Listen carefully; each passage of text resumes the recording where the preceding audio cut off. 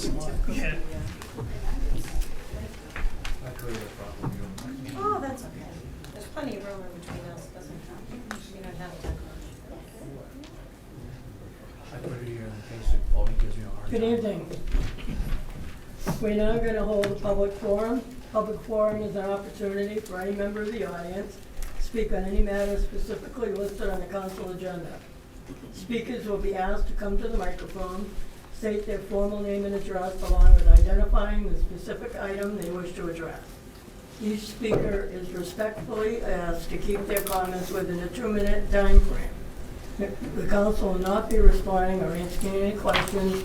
However, at the discretion of the council president, clarification may be given. The first person I have on the list is Nastasia Watton-Stickler.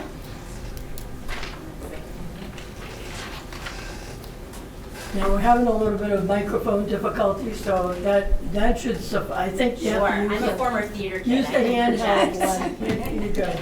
Great, thank you so much. Good evening, city councilors. It's great to be here to speak. I'd like to speak on 2 agenda items, if I may. So my name is Nastasia Lawton-Stickler. I'm at 114 Blossom Street in Ward 5. And the first agenda item I'd like to speak on is in support of 3726. And that's the petition to establish a human rights commission. And I was here several years ago also speaking my support for another petition that the mayor had put in. Myself and several other community members had done a lot of work, a lot of outreach in support of that, and I'm just really excited that it's back on the agenda because I think that not only is this a really important opportunity for Leominster to set a structure of community openness and accountability, but I really want to emphasize that we have a proactive opportunity through a Human Rights Commission to create programming, education, outreach, to really establish positive and inclusive relationships across the city. So I'm really excited. My group and I did a lot of research. We reached out to other cities and towns that had Human Rights Commissions. They all had really positive experiences. We learned a lot. And so I really want to emphasize that I think this is a really important development for Leominster, and that we have, just a really great opportunity to develop something really positive in our community, build on a lot of the positive community programming that we already have, and really establish a structure. So I'm really hopeful that the committee will take this up and continue to move it forward. The second agenda item that I'd like to speak to is 3026. Establishing a process for researching municipal aggregation for Leominster. This is this the right petition that I'm talking about? Yes, aggregate the electricity roll, yes. This is another petition that I'd like to speak in favor of. I am a climate justice, that's what I do for my work. I work a lot with New England ISO, so our grid operators, so I've gotten an inside look at, a lot of the really complex workings of our electricity grid, both the wholesale market, the forward capacity market, the distribution, the daily market. And we as individuals have little to no control, really, over how we get our electricity. A lot of the third-party folks that people sometimes go to try and save money, it is often really hard to tell whether those are predatory or not. And a city has so much more power to negotiate on behalf of its residents. And it's really simple for people to opt out if they don't want to be part of it. But the data that I looked at preliminarily, I didn't see one data point where people lost money in municipal aggregation. I only saw people saving money on their electricity when they went with municipal aggregation. This is worked out in cities and towns across Massachusetts. I think it really deserves a good look at how it could work out for Leominster. And I know that my family would be really excited to participate in it if it goes through. So thank you so much. Thank you. Thank you. I will come back to the audience if there's anyone else that wishes to speak. But we're approaching 7 o'clock, so we're going to wait a half a second so we can open the meeting and then recess.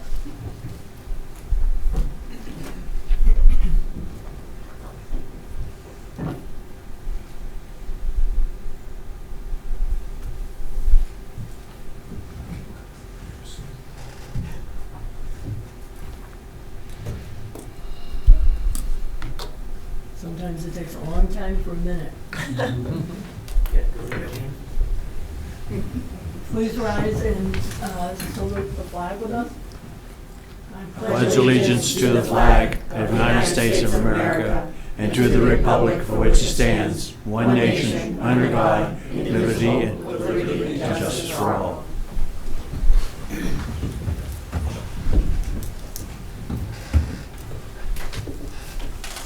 Okay, we're now going to do a roll call of the councilors in attendance.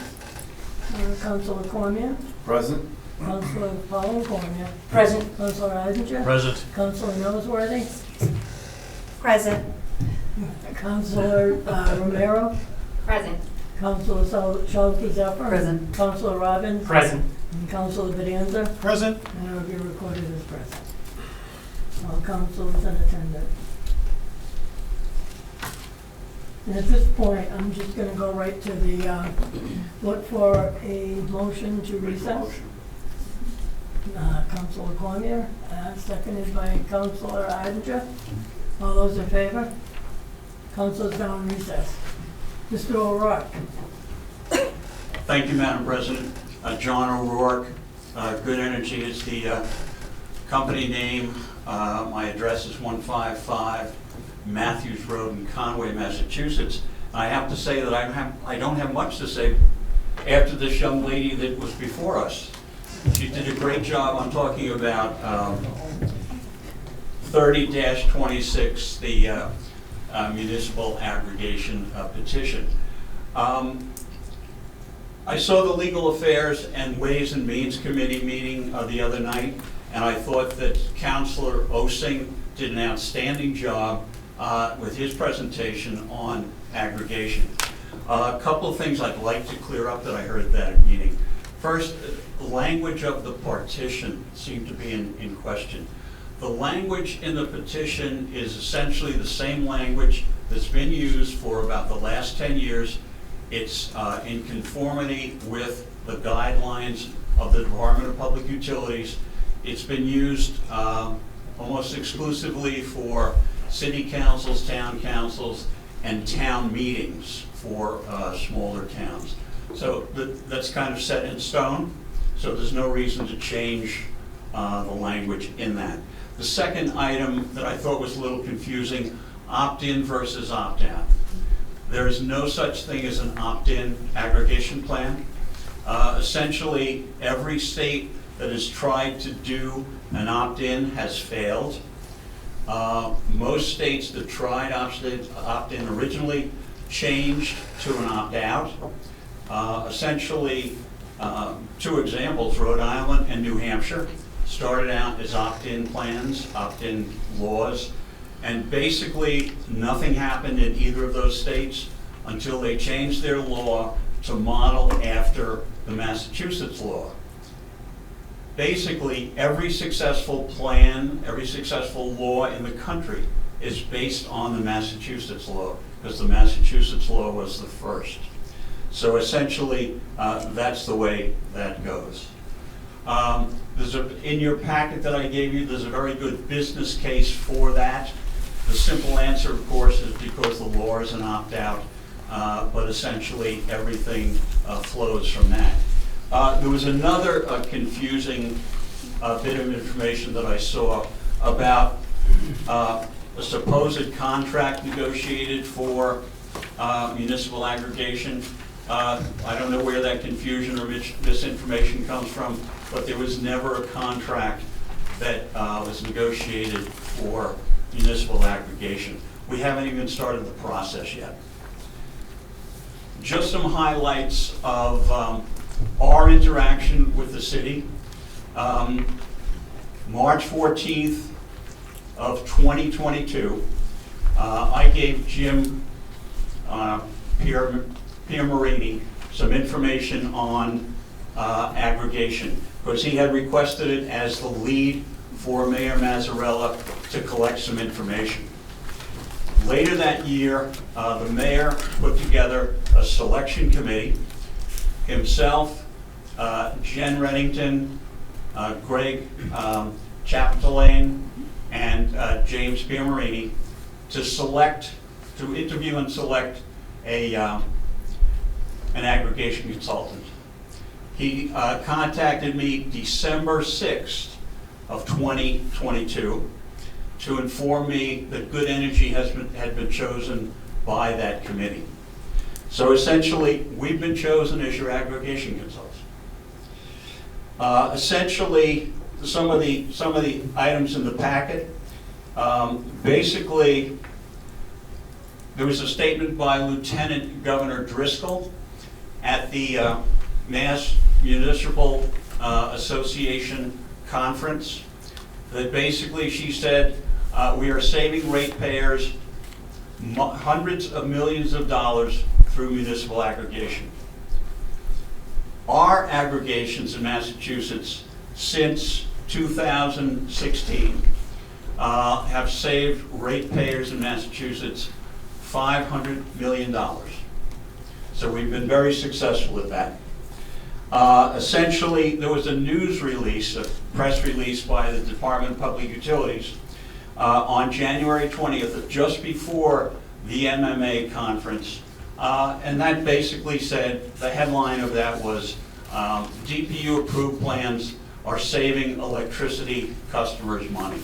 So essentially, you have the governor, the lieutenant governor, DPU, all in favor of municipal aggregation.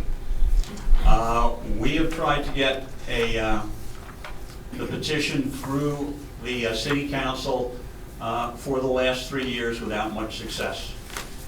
Essentially, right now there are 245 municipalities in Massachusetts that have aggregation plans.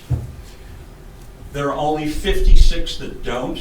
The reason for that is because you have 50 communities that are served by municipal light plants.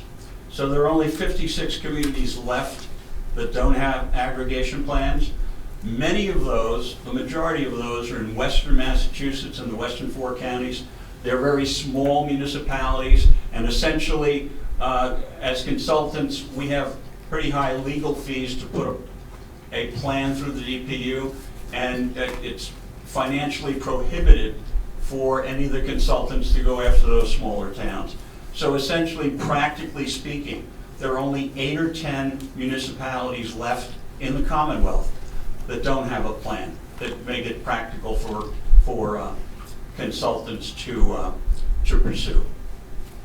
That's basically all I have. There's information in your packet that I gave you. I understand we're under some time restraints, so I'll respect your time. I won't go any further. Thank you so much for having us tonight. Thank you, Mr. O'Rourke. Thank you.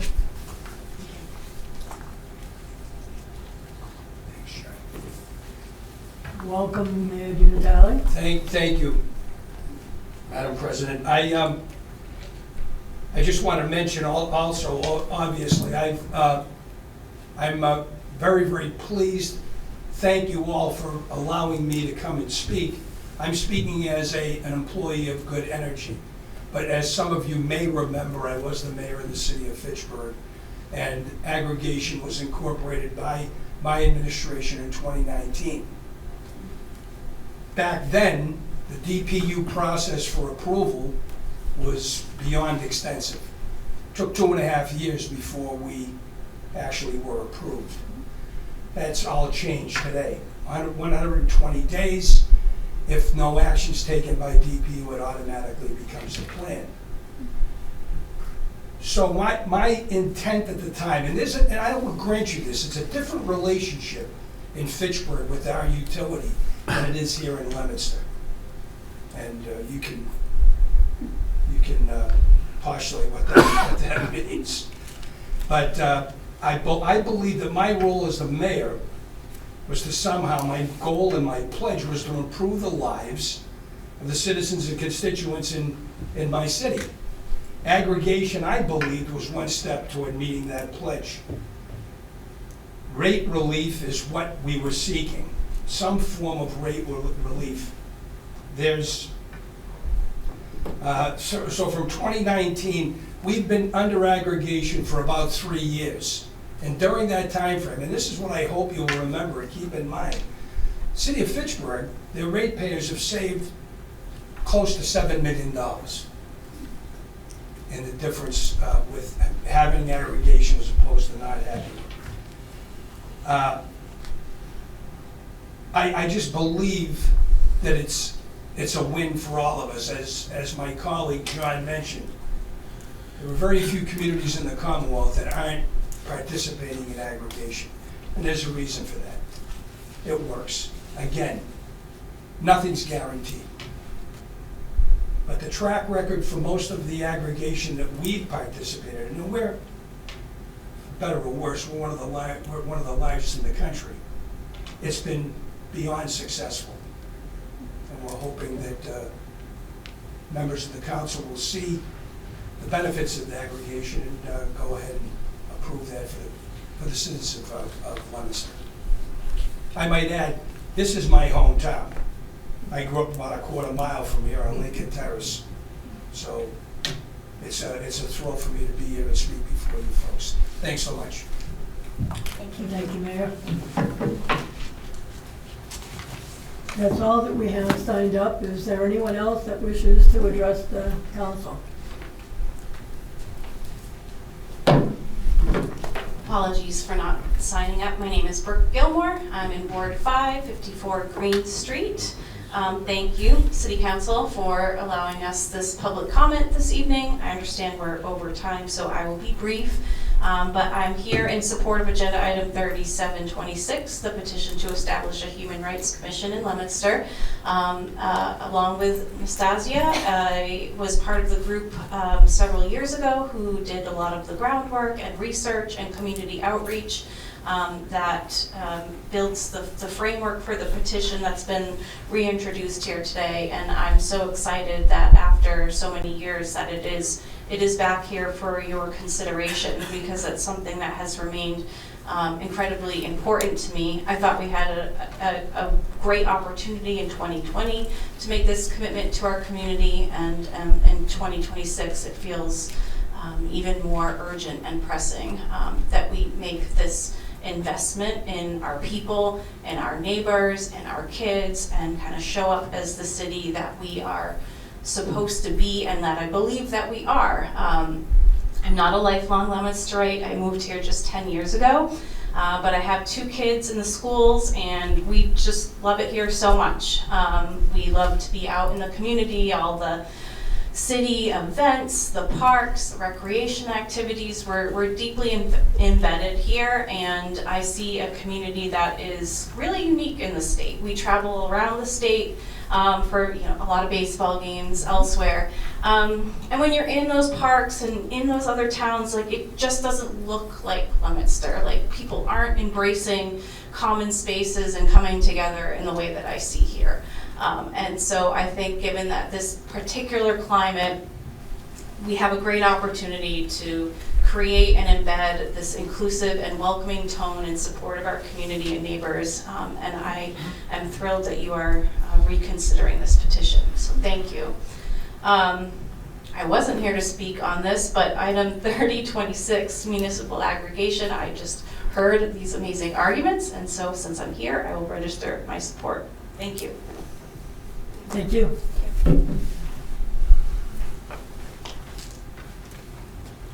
Is there anyone else in the audience that wishes to address the council? Again, and we'll ask if there anyone else that wishes to address the council. Is that the DER? Is that the DER?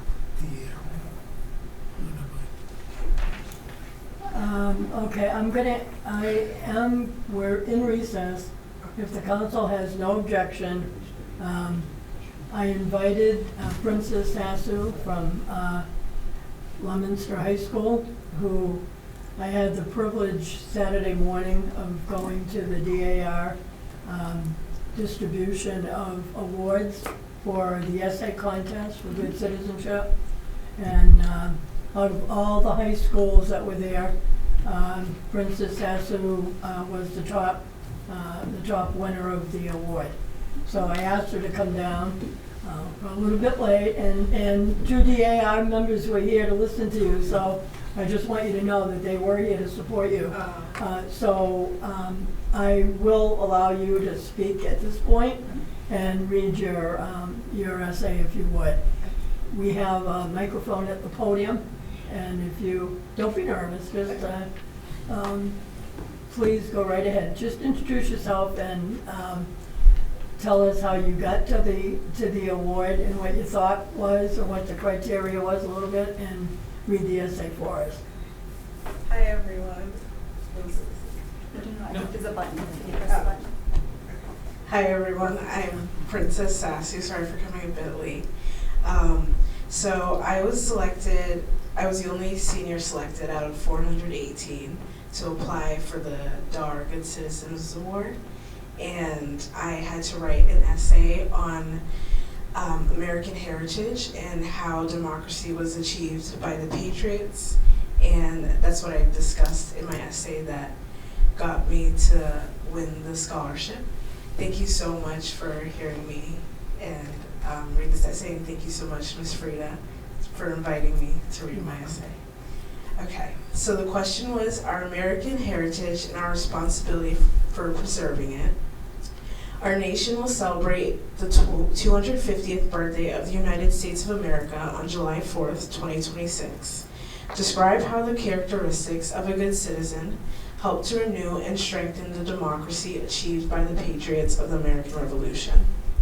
How a good citizen is portrayed is relatively subjective, meaning that some citizens can be better than others. However, a good citizen has recognizable traits that strengthen the unity and community of a nation. Good citizens promote togetherness by creating, organizing, and/or volunteering in projects and events that are community-based. They look to favor the people while respecting their individual ideas. A good citizen is someone whose actions reflect the need to help their community while also balancing their own needs. They listen, empathize, and try to understand others' point of views, helping to strengthen humans as individuals as well as a community. The characteristics and qualities of a good citizen will help strengthen the democracy achieved by the patriots of the American Revolution. This is because the patriots of the American Revolution fought for the future of their people. They fought for all types of Americans to be seen and heard by the people who saw and understood their struggles. This is what a good citizen does. They look beyond their world and empathize with others to find a solution. Good citizens look beyond their own pursuit and try their best to ensure happiness is pursued by all through fair and equal opportunities. The patriots fought for that pursuit. They fought for their future. Good citizens fight for futures they may or may not be able to see, because as the patriots fought for a war they could have died in, good citizens ensure to promote community so it is maintained generationally. These characteristics help renew and strengthen democracy in the United States of America because they show people what a good citizen is supposed to be. They remind people who feel alone and forgotten that they may have someone that will look out for them until they're ready to get back up on their feet. Good citizens strengthen and renew democracy because they encourage people to speak up for what they believe. They unite people by showing them that they are not being left unheard. This is exemplified through speaking to the press, writing letters, protesting, and freely conversing. Good citizens remind people that they are seen and valued. They do this by listening to their pains and joys, and pushing citizens to be who they are. Overall, good citizens help renew and strengthen democracy through their efforts to promote unity. Through unity, democracy is achieved by reminding citizens that their voices can be heard through protests, the press, voting, and much more. Unity promoted by democracy reminds people that they are not fighting their battles alone, but together they can fight for a better America as the patriots did.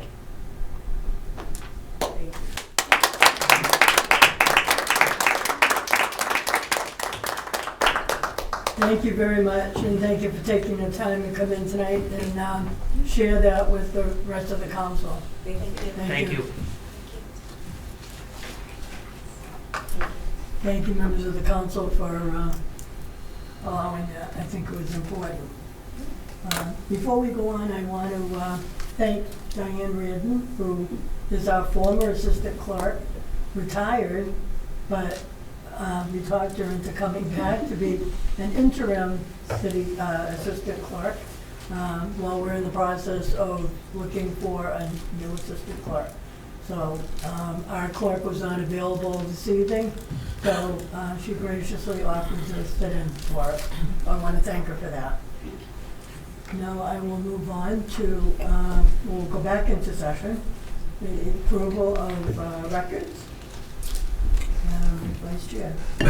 Thank you, Madam President. I'm going to request further time on the minutes that were listed, the February 9th minutes. There was just a couple of things we need to clean up, so I'll have those, I'll get those done and have them on the next agenda. Thank you. Oh, okay, thank you. All right, we'll move on to communications from the mayor. Madam Assistant Clerk. C-53, Dean J. Mazzarella, Mayor, requests that an appropriation of $10,000 be made to the landfill capping account, the same to be transferred from the excess and deficiency account. C-53 is referred to the Chair of Finance. Thank you, Madam President. First time on the calendar. Regular course, please. C-53 has been given regular course. 38-26, Massachusetts Electric Company doing business as National Grid and Verizon New England Incorporated requests permission to locate poles, wires, and fixtures, including the necessary sustaining and protecting fixtures, along and across the following public way. Marguerite Ave, National Grid to install one JO pole on Marguerite Ave, beginning at a point approximately 115 feet south of the center line of the intersection of Marguerite Ave and Lincoln Terrace. Install one mid-span pole P20-50 for new capacitor bank. Location approximately as shown on a plan. Wherefore, it prays that after due notice and hearing, as provided by law, it will be granted a location for and permission to erect and maintain poles and wires, together with such sustaining and protecting fixtures as it may find necessary, said poles to be erected substantially in accordance with the plan filed herewith, marked Marguerite Ave, Leominster, Massachusetts.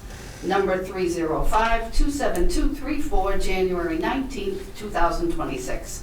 Also, for permission to lay and maintain underground laterals, cables, and wires in the above or intersecting public ways for the purpose of making connections with such poles and buildings as each of said petitioners may desire for distributing purposes. The position 38-26 is referred to the Chair of Public Service. Thank you, Madam President. Regular course with referrals to DPW, the Leominster Police Department, and we'll need a public hearing. We will And Madam Clerk, schedule. I'll be abstaining from this. It involves my employer. Noted that Councilor Guarnier is abstained.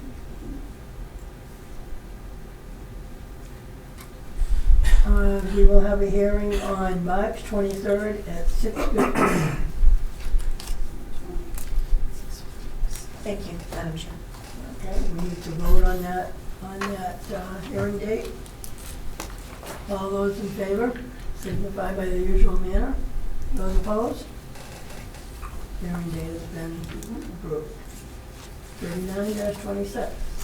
Massachusetts Electric Company, doing business as National Grid, requests permission to locate poles, wires, and fixtures, including the necessary sustaining and protecting fixtures, along and across the following public way. Marguerite Ave, Massachusetts Electric Company, doing business as National Grid, to install one SO pole on Marguerite Ave, beginning at a point approximately 197 feet west of the center line of the intersection of Marguerite Ave and Lancaster Street. Install one mid-span pole P259 for a future solar customer at 259 Lancaster Street. Location approximate. Wherefore it prays that after due notice and hearing, as provided by law, it be granted a location for and permission to erect and maintain poles and wires, together with such sustaining and protecting fixtures as it may find necessary, said poles to be erected substantially in accordance with the plan filed herewith marked Marguerite Ave, Leominster, Massachusetts. Plan number 305-27234, January 19, 2026. Also for permission to lay and maintain underground laterals, cables, and wires in the above or intersecting public ways for the purpose of making connections with such poles and buildings as each of said petitioners may desire for distributing purposes. Okay, 39-26 is referred to the Chair of Public Service. Thank you, Madam President. Also, regular course with referrals to DPW and the Leominster Police Department, and we'll need a public hearing for this one as well. And we will schedule a public hearing for March 23rd at 6:20. Thank you, All Madam those in President. favor of the hearing, signify in the usual manner. Those opposed? Hearing is set for regular course with a hearing at 6:20 on March 23rd. 4026, Pluto Cannabis Company Outlet. Pluto Cannabis seeks a special permit from the Leominster City Council to assume operational control of the existing operational adult use marijuana establishment at 130 Pioneer Drive, currently operated by Revolutionary Clinics, in accordance with the City of Leominster zoning ordinance, Chapter 22, Article 18, marijuana facilities, Section 22-105. Okay, 40-26 is referred to the Chair of Legal Affairs. Thank you, Madam President. First time on the agenda, regular course, please, with a referral to the Planning Board, to the, go to the ZBA as well? No. Okay. Planning Board, obviously, I would like the input from the police and fire to make sure that everything there is still up to standards. Madam President, I'm also going to suggest, and I'd like some input from Luke Bolak. I think he is a fantastic resource for us with dealing with our last issue with the marijuana, so I think he'd be a great resource to reach out to him and get his opinion. I believe that is all for the referrals. KP Law. KP Law, I'm sorry, yes. And we'll be having a public hearing as well, so Yeah. that will, we will schedule that on March 23rd at 6:30. That's fine. Okay. 40-26 has been recommended for a regular course with referrals to the Planning Board, Police and Fire, Luke Bolak, our code enforcement, and KP Law. All those in favor of 323 hearing signify in the usual manner. Those opposed? And 4126, Ginny's Helping Hand Incorporated requests to renew license to deal secondhand articles at 52 Mechanic Street, Leominster, Mass. 41-26 is referred to the Chair of Ways and Means. First time on the calendar, Madam President, regular course. 41-26 has been given regular course.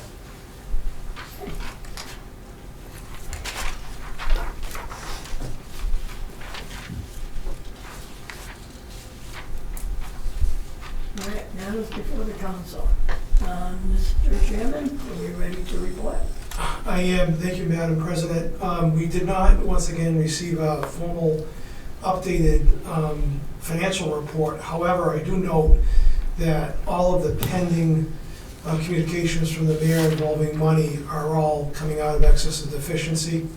So I do have it, at least a stabilization account report We began the fiscal year with a balance and stabilization of $24,323,829, added interest of $298,525, for a resulting balance of $24,622,354. We appropriated $2,991,902 from the stabilization account during the course of the fiscal year.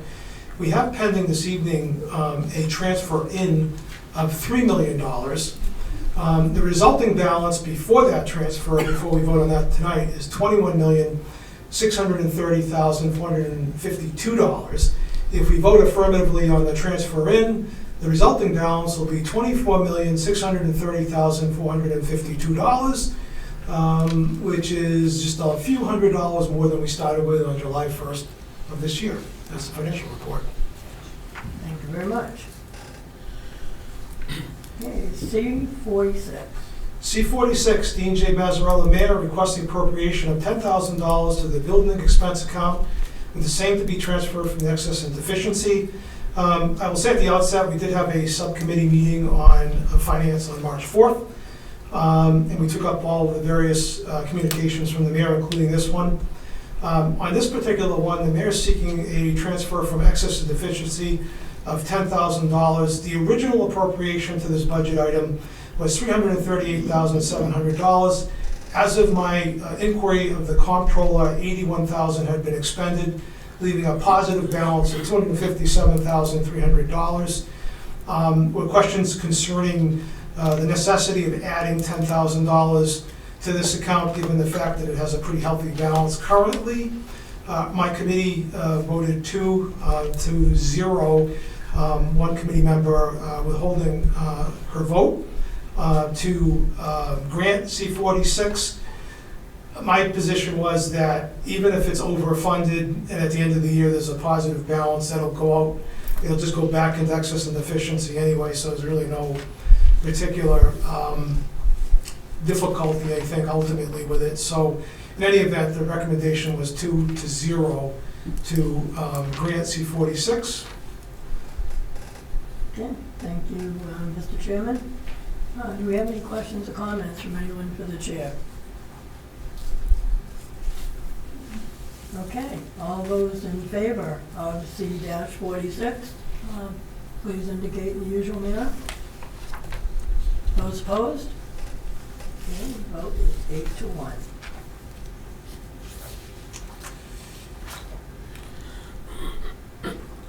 And just for the public's information, we use excess and deficiency, and a lot of the times we use free cash, just so people know it's the same thing. So we, Good point. yeah. I think we need an order on C-46. Yes, right, yeah, I'm getting to that. I'm sorry about that. Does the chairman have an order? I do. Order that sum of $10,000 be transferred to the building expense account, same amount to be transferred from excess and deficiency. Move for the adoption of the order. Okay, you've heard the chairman's report. Any questions or comments? If not, this will be a roll call vote, beginning with Councilor Cormier. Yay. Councilor Pauline Cormier. Yay. Councilor Atinger. Yay. Councilor Noseworthy. Yay. Councilor Romero. Yay. Councilor Shalfo Zephyr. Nay. Councilor Robin. Yay. Councilor Bedanza. Yay. And that will be recorded as yay. Vote is 8-1. The order is adopted. C-47. C-47, Dean J. Mazzarella, Mayor, requests the appropriation of $500 to be used for the distribution of a scholarship to a disabled high school student. The mayor sent a letter along to us. Apparently, the Disability Commission voted and approved this scholarship to be funded from their disability fines account. It was the position of the Finance Subcommittee unanimously, 3-0, to grant C-47. Okay, you heard the chairman's recommendation. Any questions or comments? If not, all those in favor of granting C-47 signify in the usual manner. Those opposed? Okay, Mr. Chairman, have an order. Yes, order the sum of $500 be appropriated to the scholarship, to the Disability Commission for a scholarship. Same amount to be transferred from the disability fines account. Move for the adoption of the order. Okay, you've heard the chairman's recommendation. Any other questions or comments? If not, this will be a roll call vote. Councilor Cormier? Yay. Councilor Pauline Cormier? Yay. Councilor Iden? Yay. Councilor Noseworthy? Yay. Councilor Romero? Yay. Councilor Shalfo Zephyr? Yay. Councilor Robin? Yay. Councilor Bonanza? Yay. That will be recorded as yay. 9-0, the order has been adopted. C-48. C-48, Dean J. Mazzarella, Mayor, requests an appropriation of $3 million to be transferred from the stabilization account from excess and deficiency. As I indicated during the financial report, it is the practice of the city to use the free cash or excess and deficiency account to borrow from stabilization and restore it with excess and deficiency for capital items. It was the committee's vote by unanimous 3-0 to grant C-48. As I indicated during the discussion, the amount we borrowed from stabilization was $2,991,000, and I'll give you the exact number. 800 something? $2,991,000, close, $902. So, as I indicated, unanimous recommendation of the Finance Subcommittee to grant C-48. You've heard the chairman's recommendation. Any questions or comments? If not, all those in favor signify in the usual manner. Those opposed? C-48 is adopted by a vote of 9-0. The chairman have an order. Yes, ordered that sum of $3 million be appropriated to the stabilization account, same to be transferred to the excess and deficiency account. Move for the adoption of the order. Okay, for the chairman's recommendation, any questions or comments? If not, Councilor Cormier? Yay. Councilor Pauline Cormier? Yay. Councilor Iden? Yay. Councilor Noseworthy? Yay. Councilor Romero? Yay. Councilor Shalfo Zephyr? Yay. Councilor Robin? Yay. Councilor Bonanza? Yay. And it will be reported as yay. The order is adopted by a vote of 9-0. C-49. C-49, DJ Mazzarella, Mayor, requests an appropriation of $3,812.50 to the parking enforcement expense account. Same amount to be transferred from excess and deficiency. We received a letter from the mayor indicating that inadvertently this money was supposed to be transferred to the Disability for Fines account of the Disability Commission. It was closed to free cash, so we're simply restoring it from free cash back to the Disability Commission. Once again, the Finance Subcommittee met and recommended unanimously 3-0 to grant C-49. Thank you, Mr. Chairman. You've heard the chairman's recommendation. Any questions or comments? If not, all those in favor signify in the usual manner. Those opposed? C-49 is adopted by a vote of 9-0. Mr. Chairman, have an order. Yes, Madam President, ordered that the sum of $3,812.50 be appropriated to the Parking Enforcement Expense Account of the Disability Commission, same to be transferred from the Excess and Deficiency Account. Move for the adoption of the order. For the recommendation, any questions or comments? If not, a roll call vote. Councilor Cormier? Yay. Councilor Pauline Cormier? Yay. Councilor Iden? Yay. Councilor Noseworthy? Yay. Councilor Romero? Yay. Councilor Shalfo Zephyr? Yay. Councilor Robin? Yay. Councilor Bonanza? Yay. That will be recorded as yay. By a vote of 9-0, the order is adopted. Moving on to C-50. C-50, Dean J. Mazzarella, Mayor, requests that the amount of $20,000 be made to the Bulletproof Vest Fund, the same amount to be transferred from excess and deficiency. We received a letter from the Chief of Police indicating that the bulletproof vests that are in the service right now are nearing the end of their service life, and to ensure safety of our officers and compliance with the law, they need to be replaced. The Finance Subcommittee also met on this March 4th and voted unanimously to recommend a grant of C-50. Okay, for the chairman's recommendation, any questions or comments? If not, all those in favor of granting C-50 signify in the usual manner. Those opposed? Okay, the C-50 was approved, 9-0. Does the chairman have an order? Yes, Madam President, ordered that the sum of $20,000 be transferred to the Bulletproof Vest Fund, same amount to be transferred from the Excess and Deficiency account. Move for the adoption of the order. Okay, you've heard the chairman's recommendation. Any questions or comments? If not, this will be a roll call vote. Councilor Cormier? Yay. Councilor Pauline Cormier? Yay. Councilor Iden? Yay. Councilor Noseworthy? Yay. Councilor Romero? Yay. Councilor Shalhoub Zephyr? Yay. Councilor Robbins? Yay. Councilor Bonanza? Yay. And it will be recorded as yay. C50 is, order is adopted by vote 9-0. C51. C51, Dean J. Mazzarella, Mayor, request an appropriation of $50,000 to the city solicitor expense account, with the same amount to be transferred from excess and deficiency. This item was budgeted at the beginning of the fiscal year at $190,000. As of my discussion with the comptroller approximately a week ago, $154,000 of that amount had been expended. This is what they anticipate will be necessary to get us to the end of the fiscal year. Again, the Finance Subcommittee met on March 4th and voted to recommend unanimously 3-0 to grant C-51 to the full council. Okay, you've heard the chairman's recommendation. Any questions or comments? If not, all those in favor of granting C51 signify in the usual manner. Those opposed? 9-1, 4. Does the chairman have an order? Ordered the sum of $50,000 be appropriated to the city solicitor expense account, same amount to be transferred from excess and deficiency. Move for the adoption of the order. Okay, heard the recommendation. Any questions or comments? If not, roll call. Councilor Cormier? Yay. Councilor Pauline Cormier? Yay. Councilor Iden? Yay. Councilor Noseworthy? Yay. Councilor Romero? Yay. Councilor Shalhoub Zephyr? Yay. Councilor Robbins? Yay. Councilor Bonanza? Yay. And it will be recorded as yay. The order is adopted by a vote of 9-0. C52. C-52, Dean J. Mazzarella, Mayor, requests an appropriation of $420 to the Veterans Expense Account, same to be transferred from excess and deficiency. Apparently, the vendor that was responsible for supplying our porta potties on our Memorial Day weekend sent their bill in tardy, and the Veteran Services Director was asking for some assistance to get this paid. Again, the Finance Subcommittee met and voted unanimously to recommend the grant of C-52 to take care of this messy little piece of business. That was very clever. Well, it's messy in two ways. Yeah, you've heard the recommendation. Are there any questions or comments? We hope not. All those in favor signify in the usual manner. Those opposed?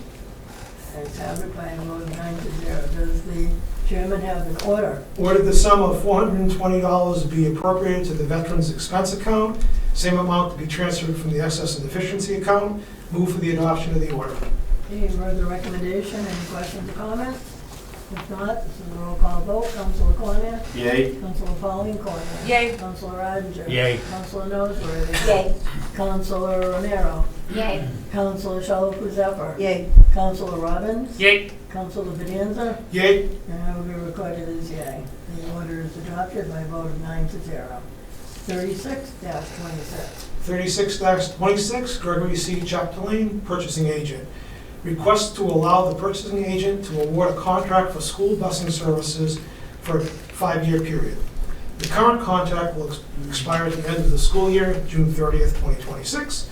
In anticipation of this expiration, I am in the process of preparing an invitation to bid to secure transportation services for the next 5 years. Said services to begin on July 1st of 2026. As we all know, the law, Chapter 30B, Section 12B, state statute, prohibits the purchasing agent without our authority to enter into a contract for more than 3 years. It's been our purchasing agent's practice and desire to enter into 5-year agreements in many cases because of reduced administrative cost and better pricing terms. And he's asking us once again for the authority to do that.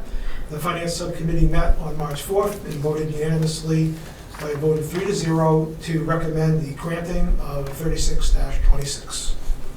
Okay, you've heard the chairman's recommendation. Are there any questions or comments? If not, all those in favor signify in the usual manner. Those opposed? 36-26 is approved by a vote of 9-0. Chairman, have an order. I don't There's think no order. there's no order right now. Okay, thank you.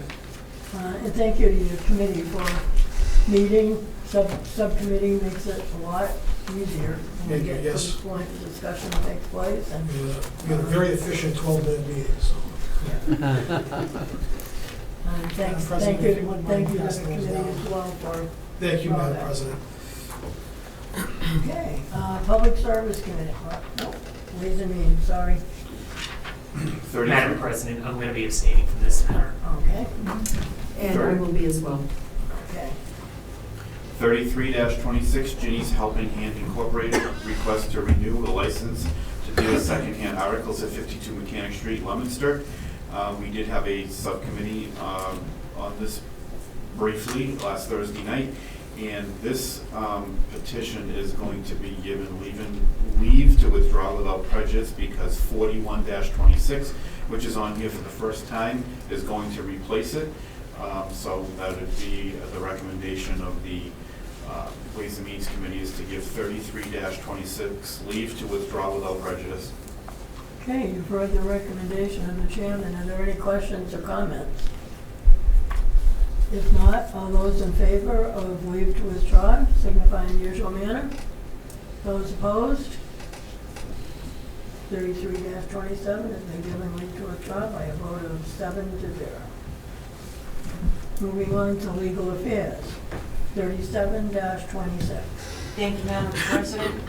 Carrie Noseworthy, Ward 5 Councilor, requests the City Council adopt the following policy and establish a Human Rights Commission for the City of Leominster.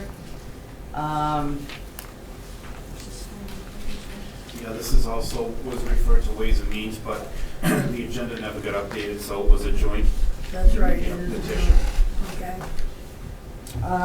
We had, I'll do our report first from Legal Affairs. We did have a subcommittee meeting on this last week, and it was agreed, and the recommendation was going to be to give this 37-26 further time. And I will check with the chairman of Ways and Means. That was our recommendation as well. I did ask for a legal opinion I asked for an opinion from the mayor. I did not get that yet. If it was sent today, it might be in the city clerk's email, and if she wasn't in today. I did call checking for it, but the girls in there weren't aware of it, so we'll give this further time and ask that we get the mayor's opinion on this as well. Okay. We did get a legal opinion on it, but we can read that into the record later, so. All right. So you want it, all right, let's vote on, you made your recommendation of, For further time. Further time, yes. Okay, are there any questions or comments regarding further time on 37-26? Councilor Bonanza. Yeah, I don't have a difficulty with supporting further time, but I do want to state that I did have a discussion with the mayor directly, and my question to the mayor was, would he appropriate money for a professional to guide this particular organization? Should we create one? And unequivocally, the answer was no. And I'd be, just being upfront, I'd be remiss. This organization could potentially make some pretty weighty decisions that have litigation at their base. I also took the time to research what happens to your municipal insurance rates if you have a Human Rights Commission without professional guidance, and the underwriters treat that as an additional cost and expense associated with your insurance. So just want to put that out there. If I may, Madam President, thank you very much to the Ward 4 Council of Finance Chair having that discussion. I did formally send an email to the mayor. I think I CC'd you, Madam President, as well, on Friday after we got a subcommittee meeting. That was a question I had as well. Was funding for a position for somebody who's a professional in this subject matter, to see if he would be funding that. So I guess we got our answer, but I asked him to formally make that part of his opinion or recommendation to us. So thank you very much for checking into that too. Thanks. Councilor Noseworthy? Thank you, Madam President. I actually also reached out to Brian Riley just to get some clarification on some of the comments he made to us all in his email.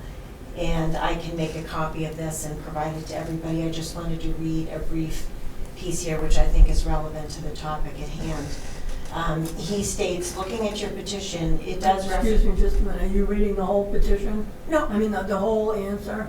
No. But I think it's important to read the whole thing. Oh, sure, absolutely, Madam President, I can absolutely do that. I would raise one specific issue, but I don't think that what you propose is in conflict with it. We represent many towns, and the one thing that is different with towns is that they adopt a bylaw. It does not take effect until it is submitted to the Attorney General's Municipal Law Unit, and that office finds it, until that office finds it does not conflict with state law. This does not apply to cities, and enacted ordinances can take effect immediately.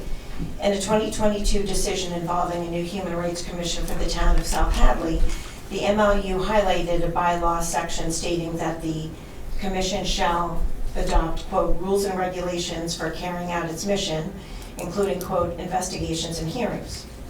The MLU stated that the bylaw itself did not discuss a right to, quote, conduct investigations, hold hearings, or adjudicate complaints, end quote.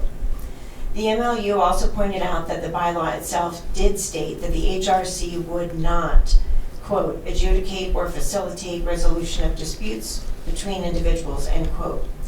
Looking at your petition, it does reference that the Human Rights Commission as investigating reports of unlawful discrimination, but it also states that the information gathered would be passed along to other entities or agencies that have authority to take action.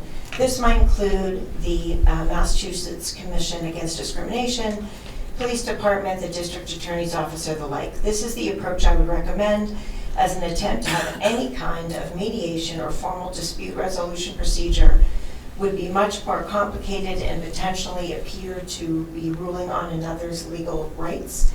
As written, however, I do not see a risk of that. So that was just the section I wanted to read. The other parts aren't related to that. I would like to state, since this was brought up, that as a petitioner who has dedicated endless hours to this petition, I would greatly appreciate a meeting with the mayor's office on this topic.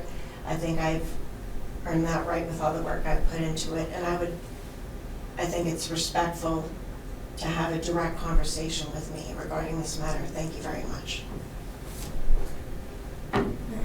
What I am going to suggest to Attorney Riley, in asking for a legal opinion, we need to go through the clerk's office, and so that we see what's being requested, because 9 of us could be requesting the same thing. Sure. And so we need to have some kind of a, it's not a criticism of you, I know you know, but we need to do that and be able to get through so that we all know, the clerk knows what everything is being asked for. Thank you so much, Madam President. I do just want to say this just came today, and I believe that the clerk was out today, so I didn't know who else to kind of get it to, but I'm happy to. Even the request, so that we know what request, so that if I was going to ask the same thing, Understood. I wouldn't be contacting him, and then we'd be crossing wires. So Sure. just so we keep some kind of an order on how we do that. Absolutely, so I will send it tomorrow morning to the clerk so she can forward this email to the body. Thank you. Councilor Romero. May I also ask a question as well, just a clarifying point, President Frida? I would just like to know, since the mayor has already indicated that he will not be allocating any money for a professional to help facilitate the process of forming a Human Rights Commission here in the city, would he be amenable, or would the council be amenable? We have many individuals who are professionals who work actually in our community. They work at the colleges. They work, doing this work. They are consultants. They have experience actually either forming human rights commissions or doing a lot of work around human rights commission. So if, essentially in the process of trying to form this commission, if we're able to find folks that are willing to volunteer their time without compensation, is that something that we might be able to pursue? Well, I think that's what the discussion on the further time is, so that all that discussion can happen. Okay. you know, we have, Councilor Bedanza did have a conversation, but Councilor Cormier did request it in writing, so when we actually see what his thought process is, then we can move forward. But I think the Legal Affairs Chair and the Ways and Means Chair together, you know, will be able to put some things together, and whether bringing in members of the community or whatever the end discussion is at that point, then, I mean, this was just presented, so it's got a long way to go, like anything. I mean, it's, you know, when petitions are presented, very often, they're important and they're gonna affect the entire community. So there needs to be time taken to do them all right and get everybody's opinion, so. Let me just go to Council Action. As you indicated, this is going to be a topic that a lot of people are going to have an opinion on, and I'm not sure what the process should be, but I really believe that we need the public's input at a council meeting so we can get both pros and cons before we make a decision. So, Yeah, absolutely. yeah. Councilor Cormier was Thank you next. very much. I was just gonna make a point, you know, to the Ward One Council. I don't think, it's not about getting professional help to establish the commission. It's a full-time position that would need to be funded long-term for a person to be here, to be on site, like a commissioner of disabilities that would basically, when there's a commission meeting and the commissioners are all present and issues come up, you have that expert there to give them guidance on that issue. That'd be a full-time position. Some communities, I believe, have that. So that's what I was kind of, you know, wondering about if he would be funding that, so. Councilor Schultz was up. Thank you very much. I think, you know, talking about a paid position and what that person's gonna do is a little bit putting the cart before the horse. You know, there's a lot of conversation to be had about how it would be set up, what would be its purview. The Ward 5 councilor has put in a lot of time and has, you know, drafted a pretty comprehensive and, you know, well thought out petition. However, when we meet with the public and when we hash through each of those elements, you know, we will certainly hopefully craft something that works for the city of Leominster and our public. So whether or not there is a full-time paid position, I mean, I don't think a lot of communities actually have that. You know, if we had extra, you know, boatloads of money and wanted to pay a stipend to somebody for their professional expertise and experience as being the chair, that's one thing. You know, we have a planning board chair that, you know, or previously had a planning board chair that was, you know, that serves in a professional capacity. We have a ZBA chairperson. We have, you know, a variety of people that chair various boards and commissions. So I think once we iron out all of the we, meaning the collective we, in addressing Councilor Noseworthy's petition, and really fine-tune the language and what would be the best way to implement a Human Rights Commission in Leominster, then I think we'll have a really good idea, you know, as to whether or not what kind of specific professional expertise we need. And as we heard this evening, Ms. Lawton Stickler has got a lot of, she teaches at the university. She has a very, I think, impressive background, you know, both in terms of education and experience in this particular realm. So, you know, if somebody like her, I'm not saying that she would, but there are a lot of really smart people with very diverse experiences across the city. And I would think that this would attract, you know, a lot of those folks that have relevant experience. So I don't want to jump to the conclusion that, oh, we can't do this because we can't hire a full-time paid person for the city. I think that's really getting way ahead of ourselves. So I look forward to voting and supporting further time because I think that this is a long time coming. I think the city needs it. I think we are a very diverse community, and I think that we need, for all of the reasons that the two people here this evening spoke so eloquently about, I think that we really should consider this seriously and implement it. Thank you. I think, and maybe he's going to address it, but I do think the question of insurance needs to be addressed. If that, it may not be an issue, but I think it's an important question. Yep. Councilor Bonanza. Okay, so I had a couple of points. With respect to the question that the Ward 1 councilor raised, even if we find somebody who's willing to volunteer time, either in the setup of this organization or its conduct of affairs, we are buying that person's, buying in the sense we're adopting their advice. That's a liability issue. So once that person starts giving us advice and we use that advice in some capacity, we've created a liability for ourselves. And that's even worse than not having somebody in our employ, because we have very little control. Now, the way this petition's set up, it talks about offering a process for a group with a perceived rights grievance. It talks about investigating reports. It talks about making recommendations. These are all potential litigation issues. So without professional guidance under our umbrella, we're asking for trouble, in my humble opinion. If we're going to have just a society that does programming, tells people what they might not otherwise understand to be a violation, in other words, an educational process, why do you need us? Why do you need the city council? Why do you need the city at all? We got programming right now. We could set up programs that the Ward 5 council is interested, set up programs at the library. There's no reason we can't do that. I mean, there's lots of things we could do without a Human Rights Commission right now. But this is what we got held up the last time, right? The mayor sent down a petition with nothing, okay? We started asking questions. Is there gonna be investigatory power? Who appoints? Who confirms? All of that.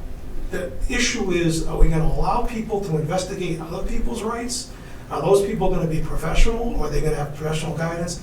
That's where the rubber meets the road on this. Otherwise, we're talking about, we're just talking about a society to educate people. I mean, I don't know if that's what people want. Is that enough? Can I just ask a clarifying question then, of the Ward 4 councilor here? So Through the chair. through the chair, I'm Ward sorry. council. That's Yes, okay. through the chair. So, and I guess it's just a general question. We have a disability commission. And the disability commission, again, what is the purpose of that? We have disabled individuals within the community, right? And the disability commission works within our community to help these folks feel inclusive, potentially if there's issues around sidewalk accessibility, they're able to help advocate for these folks. So, those individuals also have the right to sue if they feel discriminated against. And yet we still have a commission here in the city that basically says, we welcome you, we value you, we respect you, and we include you, and we want you to feel a part of our community. And so that, I think, would also extend to the Human Rights Commission.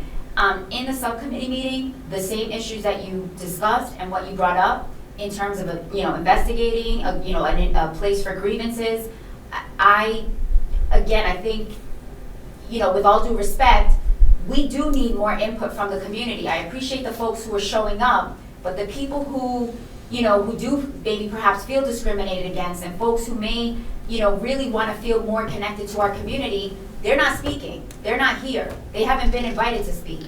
So we need to ensure that all voices are heard and that this commission is reflective of our community, not just the few voices that feel they represent the larger community. That's number one. Number two, that particular piece around grievances and so on and so forth, I don't envision a Human Rights Commission because from my understanding from all of the individuals that I've spoken with, that is not the intent, that is not the purpose of a Human Rights Commission, to be a place that investigates and then issues decisions and then pursues some type of action on behalf of the individual. But again, this is all going to take time. We're going to have to investigate. There's going to have to be conversations inclusive of the community, particularly the people, again, who to benefit most from a Human Rights Commission.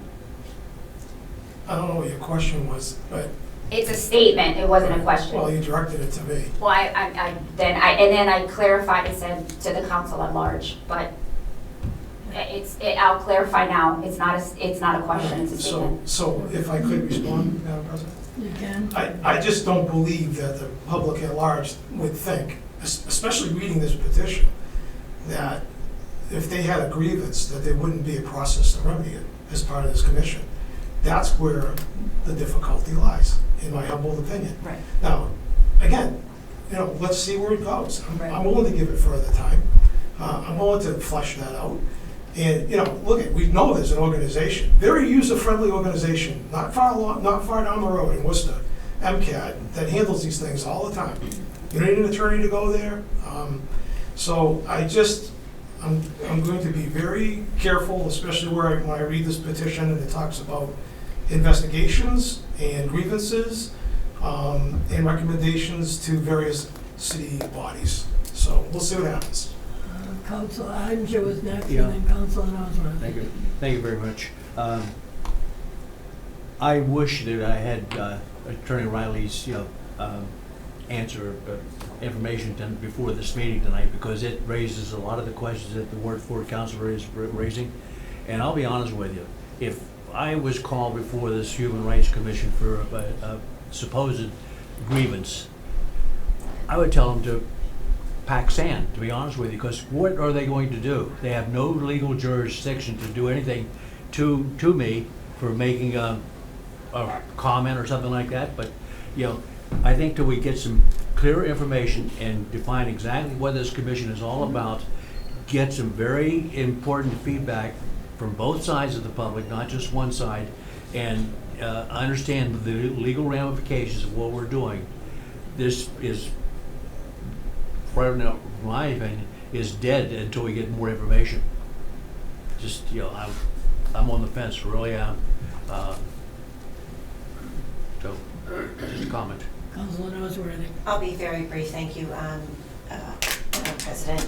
I think that this email that, like I said, I just received today, and the clerk wasn't in, so I'm happy to send it to her tomorrow so she can share it with everyone.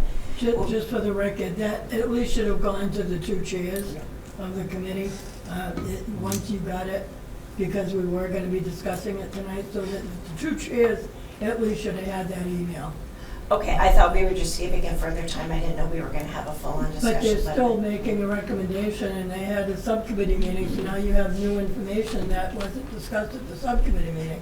So, it would have been important for at least the two chairs. Madam President, on that note, the recommendation is for further time. Yeah. Rather than getting into reading more information that the rest of the council isn't privy to and getting into further argument, we've all agreed that this needs further time. So I would move The question. the question. All right, I'll second that. All right. Thank you. All right, we have a motion to move the question. All those in favor? Okay. So, Mr. Chairman, Ways and Means first, let's go to you. Further time on 37-26.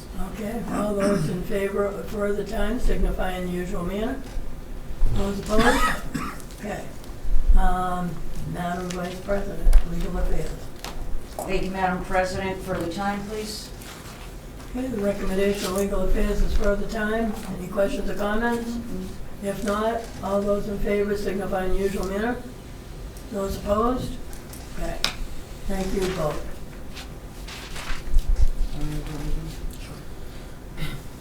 Madam President, you ready for me to move on to? I certainly am. Thank Yes. you. 30-26, Brandon Robbins and Susan Charlotte Zephyrs, councilors at large, request that the mayor authorize the appropriate department or departments to research, develop, and participate in a contract or contracts to aggregate the electricity load of the residents and businesses in the city and for other related services independently or in joint action with other municipalities, and authorize the mayor to execute all documents necessary to accomplish the same. We had a subcommittee meeting on this last week, and it was a unanimous recommendation of Legal Affairs to give this petition leave to withdraw. And I'm going to refer you to the chairman of Ways and Means. And the Ways and Means Committee also felt the same. It was unanimous to give this leave to withdraw. Okay, let's go with Legal Affairs first. You have a recommendation, leave to withdraw. Any questions or comments? Councilor Bonanza. Yeah, I did have a chance to watch the subcommittee meeting, and I just want to indicate that there was a question that arose during the course of it as to whether this comes back to the city council if there was an affirmative vote, and I can tell you that it doesn't. Once the city council votes, that's the end of it. It goes to the mayor's office, and the mayor would presumably at some point put out an RFP. There's no requirement that the city adopt the plan at that point, but it's not city council jurisdiction any longer. What I did was I had an opportunity to read something put out, a 45-page best practices guide put out by the Massachusetts Department of Energy Resources. And very good, anybody interested in this topic, I highly recommend they read it. Talks about the pluses and minuses of aggregation.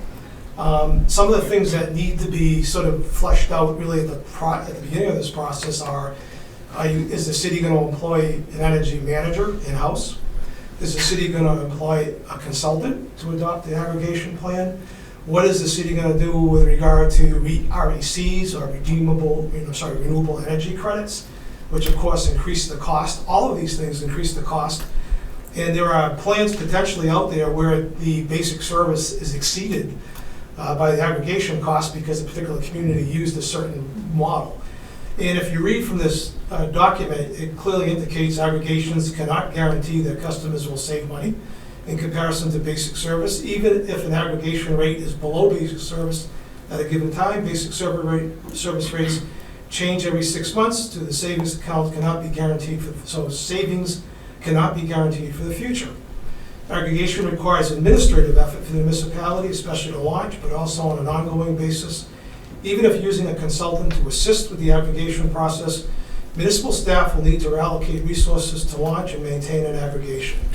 Some aggregations use administrative fees to pay for aggregation consultants that are paid by participating residents and businesses on an ongoing basis, which is an added cost. So if this were to come back, I would want to see it come back before sort of with a better understanding of what, in fact, the costs were going to be associated with launching it, initiating it, and going out to bid. I think I watched Mr. Osing from Marlboro. I thought he did a fantastic job. I thought it was pretty fair. He indicated there is no sort of right answer to this. It does require a lot of study. So I applaud the petitioners for putting it before us, but I think this would, in the long run, need, in my estimation, a lot of work before I would be ready to vote on it. In addition to that, the one particular year that was problematic for municipal aggregation was 2022, and we all remember what happened. Highly seems like it's 3 years ago, but that's when Ukraine was invaded. So what's going on in the international picture right now might not suggest that an aggregation plan is best suited for the moment, let's say. But anyway, those are my thoughts on it. Like I said, I'd recommend this guide to anybody because it is a fascinating topic. It's a pretty big topic, but I think before I would be in a position to, in good conscience, vote on this, I'd want to see some more work done before we give it away to the administration. Can you, is that long? I can provide a copy of it. It's 45 pages. I could scan it in and send it to the clerk, and she can make it available to everybody. That was going to be my suggestion. Yeah, Thank you. not a problem. Okay. Councilor Robbins. Thank you, Madam President. I appreciate the Ward 4 councilor's remarks. And, I'll just say that I am still supportive of this process because I think, as I indicated during the subcommittee meeting last week, that I really see this as an option for residents. Councilor Ossing, speakers tonight, the Ward 4 councilor, we've all agreed that we can't necessarily always say this will save money, but it's an option and oftentimes saves cities lots of money. I just want to follow up on one thing from the subcommittee meeting. There was a lot of discussion around a contract that was before the city council back in 2023. I had asked the clerk and the mayor's office for a copy of that. To me, it sounded like it was being said that in that contract, we had already seen what rates were going to look like. That contract was just to hire the consultant. So the city council will never get to see the rates, whether it's to this petition or another petition that comes before us. That's negotiated by the mayor and the team that he puts together from the purchasing department or wherever. So it's not like we will ever get to really decide on the rates that are coming for this, before this city. What we can decide on is A, if we do municipal aggregation, and B, which one of those three companies that does municipal aggregation in Massachusetts we use. So I just wanted to clear that up, because to me at least, it sounded like it sounded like the rates would come back to us, and that's just not gonna ever be the case. Okay, Councilor Shalfo Zephyr. Thank you very much. You know, as the other petitioner on this, I certainly do still support the concept. I support the petition. And there was a lot of confusion about that. The process for this is really no different than any other contract. Tonight we all voted on, the 6-year contract that Mr. Chapdelaine sent out for school busing. So we don't know what rates he's negotiated for school busing. We're not going to ever know what those rates are, because that's not our job. We give him the authority and we approve his ability to go out and negotiate a 6-year contract for school busing. And we put our faith in him and the comptroller and the mayor to negotiate the best possible, school busing rates that they can do, because that's their obligation to the people that hire them, the taxpayers in the city that vote for them. So this is no different.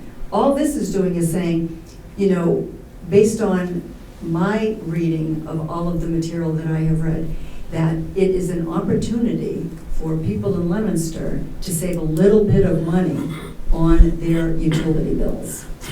And it has been, there is no guarantee, absolutely, the Council for Marlborough certainly made that very clear. However, 250 plus communities that have had this in place. Marlborough's had it with the first community ever, and we saw all of the savings that they've had over the years.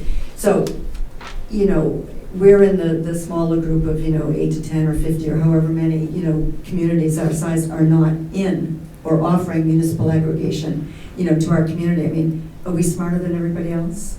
I mean, I really don't think so. I think this is a proven opportunity for us to offer our constituents the possibility of saving some money on their utilities. They can opt out a lot easier than they can opt out of any other third-party program.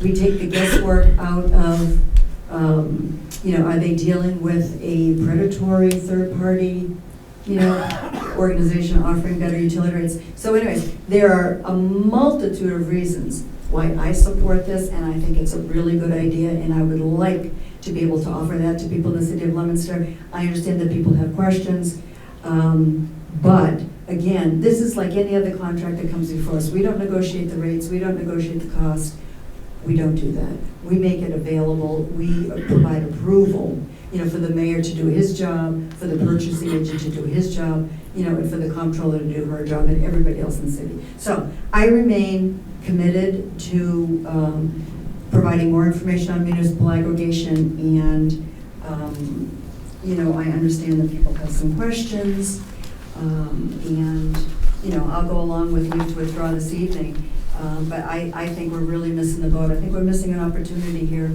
and that's what I'm Councilor Inger. My biggest issue on this is that, and Mr. O'Rourke mentioned this, is that we're mandated to go into this contract. Once we go into it, and I, as I've mentioned before, have always shopped, utility rates, and found out that there are several good companies out there that consistently beat. And I have no way of comparing that against this new company if they come on board. They can change their rate anytime they want to, that I can see. No? No, it's for the term of the contract. Whatever rate. Let's go through the chair without having a debate. Just, it just seems like, that once we're locked into this, as a consumer, we have very little control. We can opt out, okay? But for myself, I use a company, and if I don't opt out before you do this, I'm going to have to pay a penalty. No. Yes, I do. That's just in my contract. When he's finished, then we'll go to you. It's in my contract that if I terminate early, I pay a penalty. Now, I've looked at contracts coming up, And a lot of the companies have waived that penalty. But it just, Through the there chair. are too many things that I don't feel comfortable with. So, Yeah, through the chair. Councilor Sharp is up. Right, through the chair to the councilor at large. Mr. Ossing from Marlboro made the point that anybody who is now enrolled in a third-party provider, you stay with your third-party provider. The only people that are swept in to the new municipal aggregation program are people that are with National Grid. So if you have already selected another third-party provider, you stay with them. You don't get brought into it at all. So you would stay with your contract, with your third-party provider for as long as your contract lasts. So it's only people that have National Grid that would be swept, they call it sweeping into this, the municipal aggregation program. So there wouldn't be, anybody that's already selected a plan would stay with that plan and with that contract. okay, that wasn't brought up, I apologize. No, he made it really clear the other night because it was a very important point and somebody asked that. Yeah. Somebody specifically asked that question. So I think that's very important. That's a really good point, You Frank. know, through the chair, I was, out of town, so I couldn't Oh, attend yeah. that meeting, okay, and I didn't have a Yeah. chance to view it. Yeah. But that is one question Yeah. that I would like to have answered, but you did a Somebody- great job, so thank you I very think much. someone asked that question. I have 2 points of clarification, Madam Chair. Let me just go to Councilor Noseworthy was next. I'll just keep it very brief. Thank you, Madam President. I won't reiterate what's already been said. I'll certainly be in support in withdrawing without prejudice. I just also want to voice my support for municipal aggregation. I do think that, look, it's difficult. It's not fun paying our, electric bills, our gas bills. It gets complicated. I look at it as just providing an option for residents, They always ask us when their taxes are going to go lower. The answer is never, and we're looking for other ways to kind of offset their daily life. So to me, I think this is an easy one because they can opt out. I would say opting out is much easier than taking the time to research third parties. Providers, I mean, that's just my kind of interpretation on that, but I will be supportive of leave to withdraw, but I just wanted to share that. Thank you. Councilor Deanza. Yeah, I just wanted to be fair to the process and to answer the Councilor at Large's position regarding having to do something once we vote. The mayor is not required to accept the bid. They're not required to enter the aggregation plan, just be clear. So even if we do vote for aggregation, that's not a guarantee there's going to be municipal aggregation. So there's usually an RFP process, a request for proposals, which is a type of bid that is not solely determinative on price that goes out, but the mayor would not be required to sign a contract as a result. The opt-out period is without penalty for 180 days. You'll see that in this guide. The other thing I can tell you for sure, from having discussed this with hundreds of people this summer, is the average citizen out there has no idea what we're talking about. None. Zero. So if we're going to do this and we're going to be fair to people and transparent, we're going to have to do a heck of a job at educating the public what's going on. Because I won't vote for anything that the public doesn't understand. Yeah. Through the chair, I certainly appreciate your. Let me go to Councilor Robbins. I think you. Yeah. You all set? Yeah. No, I've got Okay. now two quick things I want to throw onto the table. The first thing is I just want to throw it out there. I understand this is getting leave to withdraw tonight, but I do think that we seriously need to have real conversations about this, because with 245 municipalities across the state enrolled in this program, at some point, and nobody's going to like to hear this, but I will not be shocked if the state says you got to do this, and I'm worried that our choice of how we get involved is going to be out the door. Secondly, I completely agree with the Ward 4 councilor about the education piece and getting people involved in the conversation. I think that part is important now, but I also think that part is really important when we're talking about the actual rate and the actual savings that they'll see on their electric bill, because that's when we're actually going to have a real decision of should we do this or should we not do this. Thank you. Counselor Inger, I think, was next, and then, Through the and chair. then we're gonna wrap it up, because we're giving it leave to withdraw. so Yeah, so maybe motion, what do you say? Move the question. Move the the question, question. okay. I'll second that. Move the All right, question. we have a motion to move the question, we have a second. All those in favor? Those opposed? Okay, 2 opposed. All right, the question is moved. Now we'll go back to, we did Ways and Means, right? Yep, So long ago. we did both. Leave to withdraw as a recommendation. Oh, I thought we did them both at the same time, that's fine. Oh, you did them Our- both. Yeah, our unanimous At this point, we recommendation move would the be. question for Okay. a vote All right. for leave to withdraw. Correct. All right, so, we have a motion, leave to withdraw without prejudice. We have a second. All those in favor signify in the usual manner. Those opposed? Vote is 7-2.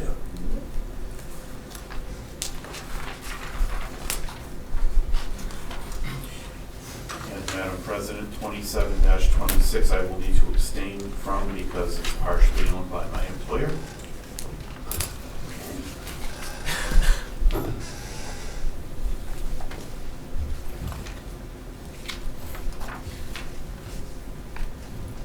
Okay, 27-26, the Chair of Public Service. Thank you, Madam President. Would you like me to read the petition, or? Do we have a Waive. motion? Motion to waive the reading. Second. I was hoping for that. We did have a subcommittee meeting earlier this evening, and we came up with a unanimous decision to recommend that this petition be tabled, balancing the needs of, safety in the petition and the amount of time that's been invested already to this point. So it would be my recommendation that we table petition 2726 until we have some new information. And I ask you check, well, no, I don't have to say that right, okay, unanimous. Okay, yeah, we don't do that anymore. Yes. We do subcommittees. All right. We have a motion, and do we have a second? Okay, we have a motion. I'll second it. Motion is, I think that was Councilor Schultz, but that was, I couldn't Yeah. tell, but I think it's her. Motion and a second. Any questions or comments? All those in favor, please signify by the usual manner. 27-26 is given for table for study by a vote of 8-1. New business. Oh, wait, that'd be 8-0. that'd be 8-0. 8-0, I was abstained. Yes. Oh, I'm sorry. Yeah. I knew that. Okay, is there any, yes, there is new business. And that is with legal affairs. So- Thank you, Madam President. This is 30-26. This is scheduled this evening to be the first reading of an ordinance. It's 3 dash. 3 dash. 3 dash. Sorry, 3-36, Glenn Eaton, Executive 3 Director. dash 26. 26. 26. Let's start over. To the Chair of Legal Affairs, 3-26 is referred to you. Thank you, Madam President. You're welcome. Glenn Eaton, Executive Director, Montechusett Regional Planning Commission, requests to amend the zoning ordinance to replace Article 14, accessory apartments, with a new Article 15. God, I'm getting it all wrong. That complies with recently passed state law and make other changes to implement the new ordinance. We did receive a copy of the ordinance. It was supposed to be on this evening for a first reading. However, Councilor Shalfo Zephyr and myself have both gone over it, and there is some discrepancies in what our notes have and what we had agreed on and how it comes in as an ordinance. So I'm going to ask that we give this further time so that we can make those changes and get them off to KP Law. Okay, we have the recommendation for further. The only question I would have is this was originally August 11th. Are we in danger of a constructive permit? That would be my only question here. No? That's because it's from the time of the planning board. right? Yeah, okay. All right, and just for those who aren't familiar with a constructive permit, doesn't happen very often, but if things are pushed out and we don't deal with an ordinance in a certain period of time, they automatically is granted to them without our vote. So we need to always be careful of the time frame that we're in. So It does have to be sought too by the petitioner in this particular case. they're pretty much on, well, They're probably not not gonna on seek this that as a one, right, right, yeah. but we don't want to leave that to chance though, Right. because everybody has an attorney, Right, as you must know. I do. All right, so the recommendation for 3-26 is for further time. It is. Yes, Madam Um, President. Do we have a second? That's something. Okay, any other further questions or comments? If not, all those in favor for first reading, oh no, it's further time, so all those in favor signify in usual manner. Those opposed? I vote of 9-0. We sign the granted for 3-26. Okay, do we have any other new business to come before us? Do we have any old business to come before us?